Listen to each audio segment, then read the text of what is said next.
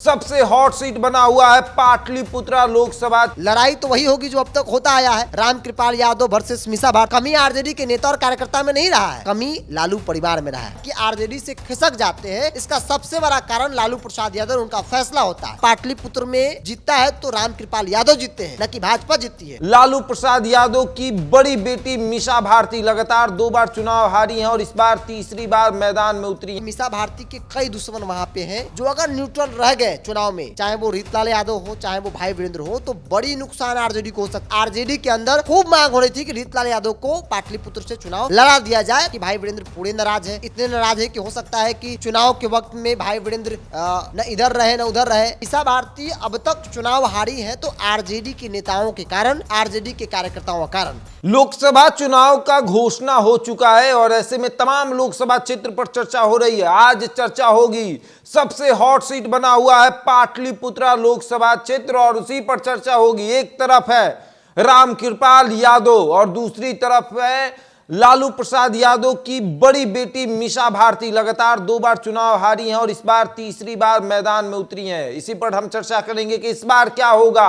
एक बार 40,000 से, एक बार 14,000 से, इस बार कितने वोटों से वो विजयी होंगी और अगर विजयी होती हैं तो वहां का समीकरण क्या होगा, कौन विजयी होगा, कौन आगे चलेगा, इसी पर चर्चा करेंगे। हमारे सहयोगी बिरजू हमारे साथ मौजूद है और पाटलिपुत्रा लोकसभा क्षेत्र पर हम चर्चा करेंगे कैसा समीकरण है वहां का। देखिए, इस बार हर बार की तरह इस बार भी मीसा भारती मैदान में है। 2 बार रामकृपाल यादव से मीसा भारती हारी है और तीसरी बार लालू यादव ने फिर से परिवार को प्राथमिकता दिया है, बेटी को मैदान में उतार दिया है। लेकिन जो बड़ी बात है, यहाँ लड़ना भारतीय जनता पार्टी और रामकृपाल यादव से नहीं है मीसा भारती को, बल्कि मीसा भारती को लड़ाई आरजेडी के उन नेताओं से है जो नेता बड़ी उम्मीद के साथ पिछले कई सालों से मेहनत कर रहे थे ताकि 24 के रन में लालू प्रसाद यादव पाटलिपुत्र लोकसभा क्षेत्र से उन्हें मैदान में उतार देंगे, क्योंकि उनकी मांग थी। आप जरा देखिए, भाई वीरेंद्र कई बार के विधायक हैं, आरजेडी के वरिष्ठ विधायक हैं, उन्हें मंत्री नहीं बनाया गया था जो सरकार बनी महागठबंधन की। उनको ऐसा लगा या फिर आश्वासन दिया गया होगा कि चलो आगे चलकर आपको जो है लोकसभा चुनाव पाटलिपुत्र से लड़ाया जाएगा, उनको नहीं मिला। उनके अंदर जो नाराजगी है वो भयंकर नाराजगी कहा जा रहा है कि भाई वीरेंद्र पूरे नाराज है, इतने नाराज है कि हो सकता है कि चुनाव के वक्त में भाई वीरेंद्र न इधर रहे न उधर रहे, पार्टी में है तो थोड़ा बहुत दिख जाए। इसके अलावा दानापुर से विधायक रीतलाल यादव जो 2022 से 24 की तैयारी में लगे हुए थे, बड़ी बड़ी लंबी लंबी काफिला गाड़ियों की इस उम्मीद के साथ चल रहे थे कि चलो लालू यादव ने कह दिया है, तेजस्वी यादव ने कह दिया है तो चुनाव लड़ेंगे। वो अंत तक पूरी तैयारी में थे कि नहीं, मीसा भारती नहीं बल्कि रीतलाल यादव चुनाव लड़ेंगे। वो भी नाराज हो जाएंगे ऐसा माना जा रहा है, चूंकि भाई उम्मीद में थे, पूरी तैयारी उन्होंने कर ली थी और कहा जा रहा था कि आरजेडी के अंदर खूब मांग हो रही थी कि रीतलाल यादव को पाटलिपुत्र से चुनाव लड़ा दिया जाए, तब वो रामकृपाल यादव को हरा देंगे। लेकिन ऐसा हुआ नहीं। तो पहले तो मीसा भारती को आरजेडी के अंदर लड़ाई करनी होगी, क्योंकि मीसा भारती अब तक चुनाव हारी है तो आरजेडी के नेताओं के कारण, आरजेडी के कार्यकर्ताओं के कारण। कमी आरजेडी के नेता और कार्यकर्ता में नहीं रहा है, कमी लालू परिवार में रहा है। चूंकि प्राथमिकता जो है हमेशा परिवार को दिया गया, जिसका खामियाजा भुगतना पड़ा। इसका खामियाजा रामकृपाल यादव आज सांसद वहाँ से हैं भाजपा के, तो वो भी इसी गेम का शिकार हुए हैं।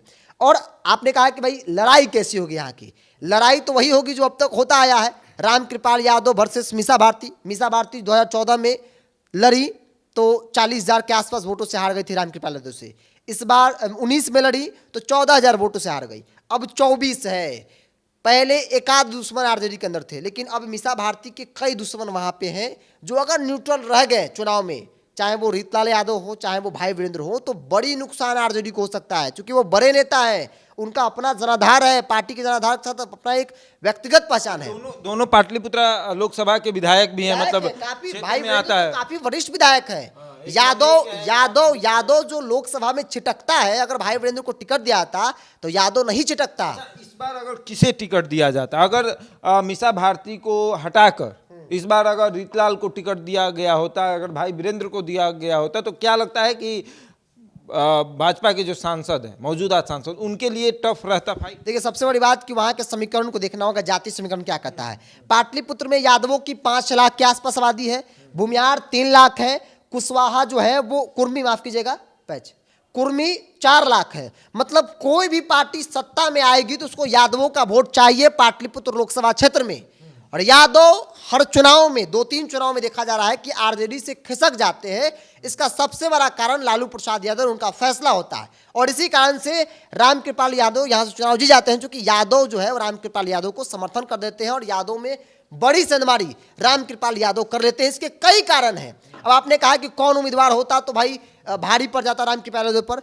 भाई वीरेंद्र जो काफी वरिष्ठ आदमी है और उनका पुराना पकड़ है, कई बार के विधायक है, अगर उनको उम्मीदवार बनाया जाता तो यादव जो वोट पाटलिपुत्र में छिटकता है, भाजपा को चला जाता है, वो यादव नहीं टूटता, वो भाई वीरेंद्र को वोट के, भाई वीरेंद्र के नाम पर गोलबंद हो जाता है। इसके पीछे का कारण ये भी है कि चूंकि भाई वीरेंद्र वहां के हैं, पाटलिपुत्र के निवासी हैं। दूसरी जो बड़ी बात है कि वो 5 साल पाटलिपुत्र लोकसभा क्षेत्र में अपना समय बिताते हैं, कई बार के विधायक है।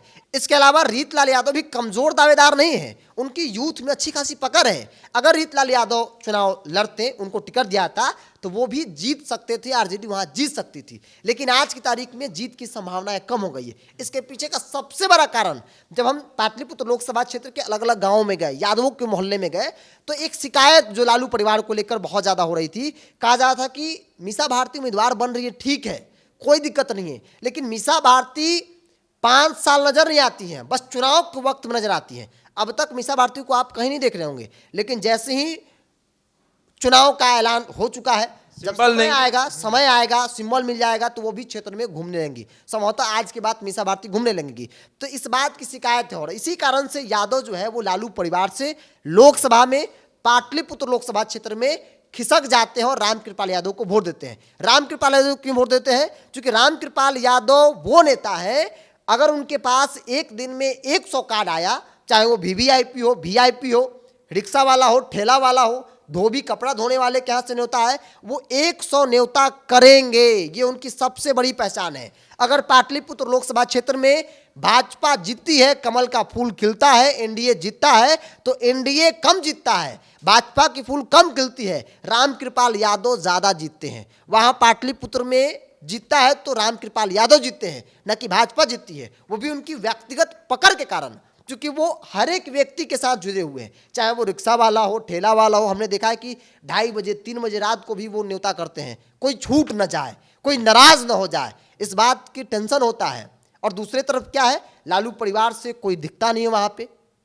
मीसा भारती चुनाव के वक्त में पटना आती है, चुनाव के वक्त में वो पाटलिपुत्र घूमती है। तो ये जो बड़ा गैप है, इस गैप का फायदा जो है भाजपा को हमेशा होता रहा है और संभवतः इस बार भी हो सकता है। इस बार, पिछली बार 14,000 वोट से रामकृपाल यादव जीते थे, इस बार उससे अधिक वोटों से चुनाव जीत सकते हैं, क्योंकि पाटलिपुत्र लोकसभा क्षेत्र के 2 बड़े आरजेडी के नेता नाराज हैं। यह ऐसा माना जा रहा है कि अगर वो न्यूट्रल रह गए तो फिर आरजेडी को बड़ा नुकसान पाटलिपुत्र लोकसभा क्षेत्र में हो सकता है। चलिए, बिल्कुल। तो देखिए, 2 नेता जिन्होंने कभी पाटलिपुत्र लोकसभा क्षेत्र की दावेदारी की, भाई वीरेंद्र 2019 में, 2014 में उन्हें शांत कर रहने के लिए बोल दिया गया। 2024 में रीतलाल यादव जो है वो कह रहे हैं कि हम चुनाव लड़ेंगे, लेकिन उनको भी शांत कर दिया गया। अगर दोनों शांत हो जाते हैं तो फिर मीसा भारती का क्या होगा? क्योंकि दोनों ये सोचेंगे कि कल तक हम अपने लिए वोट मांगते थे, आज हमको ये जाकर कहना पड़ेगा कि जो वोट आप हमको देने वाले थे वो वोट आप मीसा भारती को दे दीजिए। तो फिर क्या होगा? आगे देखिए क्या होता है। बहरहाल इस खबर में इतना ही। बने रहिए हमारे साथ और देखते रहें द इंडिया टॉप।